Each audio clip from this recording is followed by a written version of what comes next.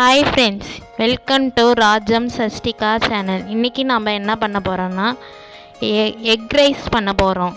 அதுக்கு முதல்ல அடுப்பை ஆன் பண்ணிக்கிட்டு எண்ணெய் ஊற்றிக்கணும். எண்ணெய் ஊற்றினே 4-5 பல்லு பூண்டு நசுக்கி போட்டுக்கணும்.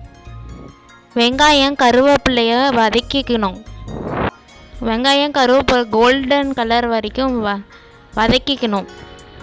4 முட்டையை உடச்சி ஊற்றி மிக்ஸ் பண்ணிக்கணும்.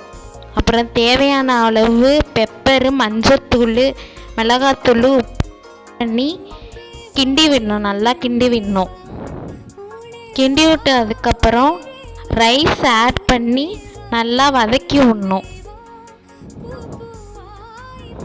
ரைஸ் சூடானதுக்கப்புறம் முட்டை சாதம் ரெடி ஆகிடும். அதுக்கப்புறம் நம்மளுக்கு சுட சுட சுவையான எக் ரைஸ் ரெடி ஆகிடும்.